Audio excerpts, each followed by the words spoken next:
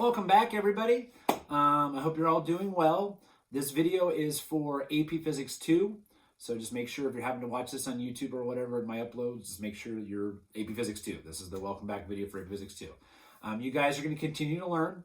As we talked about before break, I have lots and lots of resources for you guys. We got AP Classroom, YouTube videos from me, from other people. There's just tons of resources. You guys are going to be able to learn this stuff, okay? One of the things you're gonna have to make sure you do is just check twitter.com/Mr. Willard AP Daily. I will schedule my tweet to go out at 9 a.m. Okay, I'll schedule my tweet to go out at 9 a.m. every day. And initially here, I'm going to send a class-wide email, okay, so that you'll easily be able to just click reply so that you're emailing to me at my school account, or so that you have the option of also doing a reply all. So if you've got a question that you think might be relevant to the whole class, like there's a typo on Twitter for the numbers that you're supposed to do, like to draw attention to everybody, feel free to do like a reply all.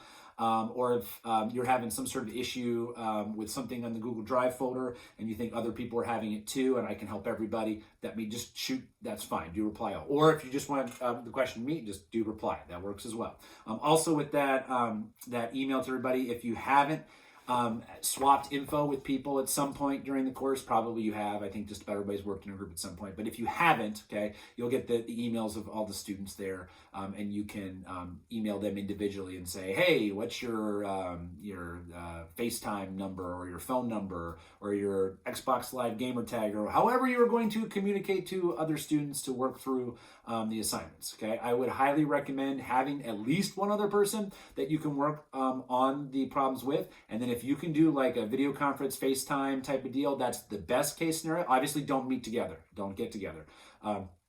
But if you can do a FaceTime or a video conference of some sort, that's ideal. The next best thing would be some sort of audio where you can put somebody on speakerphone or whatever and just talk as you're working on the problems.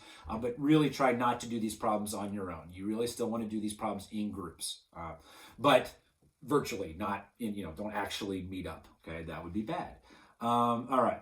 Let's see here. Oh, and with regards to the email, you can even just email other students. That's another way you can communicate, because everybody should be checking their email on a regular basis for other classes and for district communication and stuff like that. So everybody should be checking their email daily. I'll be checking my email a lot. Let's see here. Questions. If you do have questions, like I said, you can do that reply all. You can also just shoot me an email from any device. So willardr@parkhill.k12.mo.us. Just shoot me an email and I will get back to it as quickly as possible. If it's something I got to look into or I need to make a video on or find a resource for you, I'll still shoot you back an email and say, yep, I'm working on that and get back to you as soon as I can, kind of thing. During the normal school hours, I'll be checking my email pretty much continuously. If it's early in the morning and I'm awake, I'll be checking it regularly as well. I will tell you at about 7:30 p.m., so 7:30 in the evening, Max starts his bedtime routine kind of stuff. So at that point going forward, I won't be checking it regularly, if at all. So it might be, if you're emailing me at 9 o'clock at night, it'll probably be the next morning that I'll get back to you. But if you've got a question, shoot me the email, even if it's 6 o'clock in the morning, middle of the night, whatever, and I'll get back to you as quickly as I can. If you haven't reached out to your classmates, you already addressed that, okay? To turn in work, okay, or to ask questions, only use willardr@parkhill.k12.mo.us. Don't try to tweet at me. Don't try to send something to my Google Drive account stuff. Like just that one way. Your contacting me is just via my school email. So problems, questions, readings, lectures will continue, okay, like they have in class, but much of the lecture part, this is one of the differences, much of the lecture part will come from somebody other than me. It's going to be Bozeman Science or Flipping Physics. Occasionally, there might be something from me or a sample problem from me, but a lot of it's going to come from stuff that's already out there that we've been using as like supports up until now, and now we'll just replace some of the lecture parts. Big changes, okay, from College Board. So there's been some, and I've probably, if you check your school email or whatever account you have with College Board, you've probably already seen this, but I want to let everybody know, okay. The actual AP2 and AP1 test and the Physics C test, I actually haven't double checked on the Physics C test, but AP Physics 1, I will. AP Physics 1, AP Physics 2 test, they have changed the content that is on the test. and the test format is yet to be decided, but they're going to release the information on the format on April 3rd is what they've told us. This is per College Board. But the test, there's going to be like at home options so that you can test at home and you don't have to leave your house to take the AP test. The content part, this is kind of important. For AP1, so you got to imagine like a school district that's not on block scheduling, where they are, a little over, they're what, 3/4 of the way through their year kind of thing. So they've taken content off. So College Board is saying they don't want it to be a stressor kind of thing. We're going to assume that a lot of schools aren't going to get to all of this stuff. Okay, we could get to everything, but we don't have to anymore. So now here's what's going on for AP1, where we've already done everything. So this kind of stinks a little bit for AP1, but it is what it is. Okay, so for AP1, there's no sound stuff on there anymore, and specifically there are unit numbers that I have in my rundown, and I will at some point tweet that info out. So if you're looking at the College Board AP Classroom site where they have different units, you'll know which ones you don't have to practice and which ones you do. But for AP1, there's no sound. This is the broader picture. For AP1, there's no sound, there's no circuits, and there's no electricity stuff. So no electrostatics, no circuits, DC circuits, and no sound stuff. So that's for AP Physics 1. We've already done all that back in first semester, but that's the change for AP1. So when we practice for the AP1 test this year, however we're going to do that, lots of different ways. But whenever you're practicing or I'm providing you practice, I'm not going to put that stuff on there. Because I want you to do really well on the test. So we're going to spend our time focusing on what will actually be on the test. You've already learned all that stuff, but it won't be on there. For the AP Physics 2 test, okay, now this is where we're at a slight disadvantage versus an all-year kind of course, because we're only halfway through our content, but they're assuming that if you've had AP2 all year, that you're 3/4 of the way through. So, and then there's the order of which I do things versus the order of which College Board suggests you do things. So for AP2, there's no modern physics. Also, there's no optics. And yes, I realize we are just about done with optics. We're not gonna quite do everything, but I am going to make sure that we finish the thin film interference, the idea of the original wavelength, just so you guys know that. But then we're stopping optics at that point. There was some Young's double slit experiment we were gonna do that would then lead into modern, but that's not on the test. Now, that stuff will still happen, I think. Okay, but that will be later because we're going to make sure we get the stuff that's on the test first. Okay, so for AP2, no modern, no optics. So that means electricity and magnetism, thermodynamics and fluids. Okay, and we've done all electricity and magnetism, thermodynamics and fluids. We haven't done anything in yet at all. Okay, so we are going to, after just a little bit more of optics, we're going to then jump to thermodynamics and fluids, the AP thermodynamics and fluids. Okay, for clarity, I don't want there to be confusion because I'm not talking to you every day like I am right now. I'm not going to make a video every day. But for the AP stuff, I want that to all be first, so it's very clear what's fair game for the AP test, and then we'll do some of, in quotes, my thermo. Okay, some of the science consumer stuff. And some of the other experiments and some of a little bit of extra that's not fair game for the AP2 test. Okay, and whenever I get that info for the format of the at-home test, that'll inform how we are going to, or that'll affect how we are going to prep. If they're like it's all free response, well then we'll stop practicing multiple choice for in terms of test prep stuff. We might still have some, but we'll deal with that when that happens. That's supposed to be released April 3rd.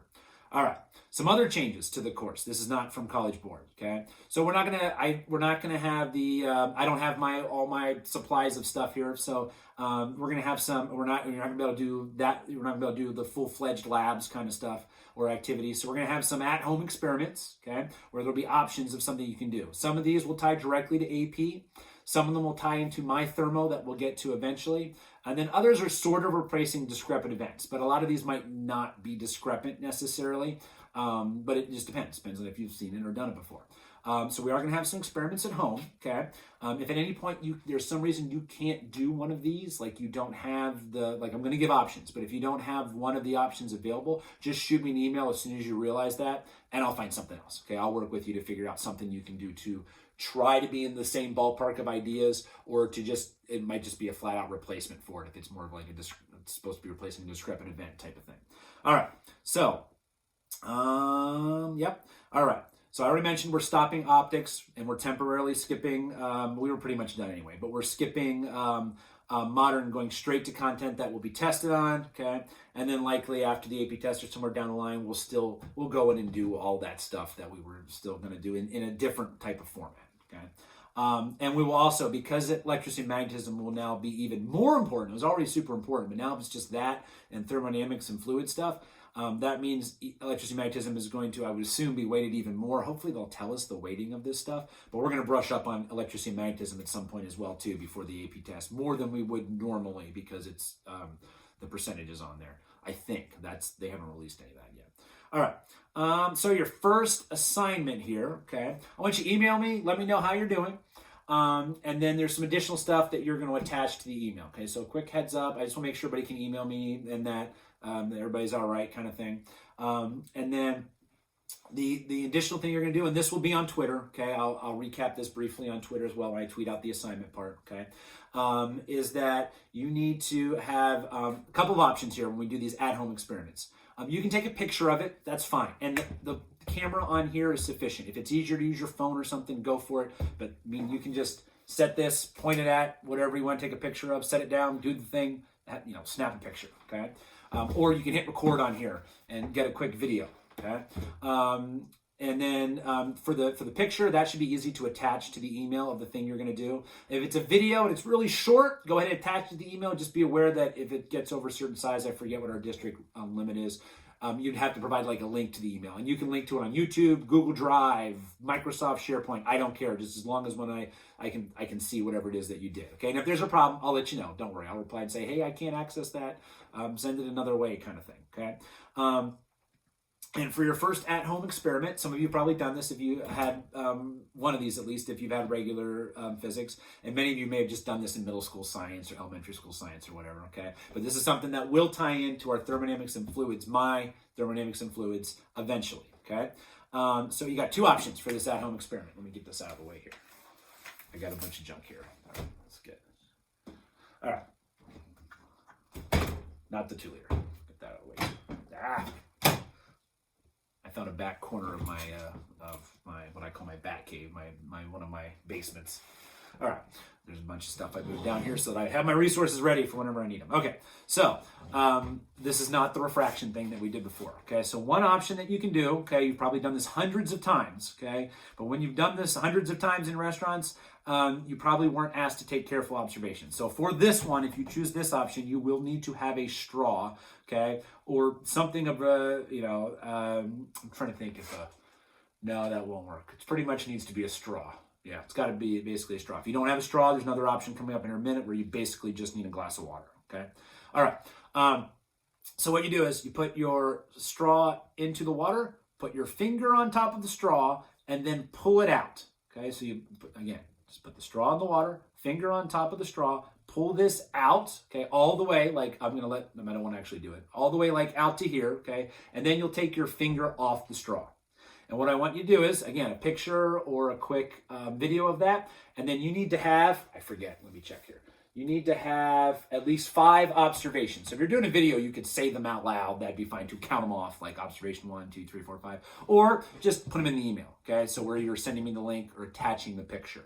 So 5 observations, 5 written, in quotes, observations in the email in some form. Or if you're doing a video, it could just be stated in the video. So at least 5 observations. You should be able to get way more than that. So that's one option, okay? That's one option. And eventually we will explain that extremely well, I hope.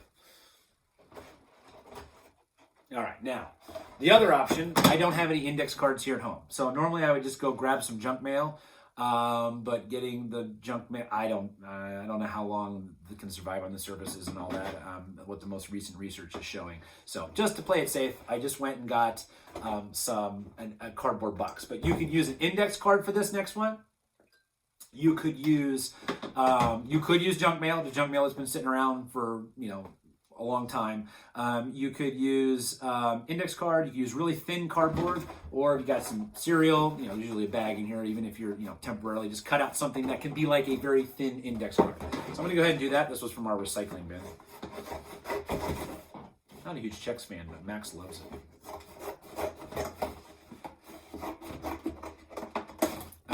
Do that. Just make your own index card. All right. I'm not actually gonna. I will Oh, my index card is slightly too small. Oh my. All right, make it as big as the top of the glass. Make it as big as the top of the glass. Let me try this again. Make it much larger this time. There we go. All right, so I got my, my index card. There we go, like that. And the glass that you're using cannot have like a little dip in it, okay? It needs to all be the same height, okay? So no little lips for pouring purposes on the glass, okay? Then what you're gonna do is put this over here. Oh, by the way, don't do this surrounded by electronics and books, okay? Do this by the sink in your kitchen. Don't, you know, or over a garbage can, although a sink in the kitchen I think would be the no-brainer, okay? And then what you'll do is, I'm not actually going to do this because of all the stuff around. I will confirm that this works upstairs here in a little bit. I'm not going to post that or anything, but I'm just going to make sure that my directions are okay. All right, for cereal box, okay? Flip it over, okay? So you'll have this. You hold the index card on here, okay? And then pretend that this is the glass, okay? Holding the index card on top of the glass. Flip it over, and then you will let go of the index card. Okay, do this over the sink. Okay, and if nothing interesting happens, okay, shoot me an email, and I will send you a picture of what is supposed to happen, so you can try again. Okay, and I'll also offer some advice on doing this. You do want to kind of do it a little bit. Want to kind of flip it over kind of quickly like that, and then let go. I will tell you, if you use an index card and nothing interesting happens the first time, and the index card or your piece of cardboard gets soaked, gets really wet, you may then want to get a new index card / thin piece of cardboard type of deal. Okay. I don't believe it'll work real well with just like paper. I think you need like cardstock kind of stuff. I think it'll be a lot easier with this. I'm not sure how well it would work with paper. There are other ways to do it, but that's probably the easiest. Okay, so if you have any questions on either of these, let me know. You do not have to do both, okay? Just one of them is sufficient, okay? And we'll tie into both of those when we do thermodynamics and fluids, my thermodynamics and fluids, later in the semester, okay? I think that's it for you guys. I hope everybody's doing well. Again, that first assignment, email, just tell me how you're doing. I want to make sure everybody can email me, and then this quick little at-home experiment, okay? Tomorrow, things will return more to the lesson, AP practice stuff, kind of things like that, reading assignments, stuff like that.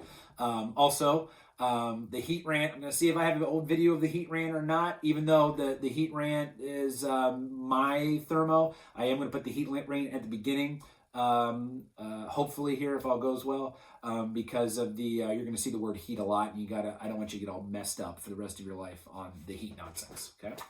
All right, I think that's it. Have a good one. How long was that? 17 minutes. Dang.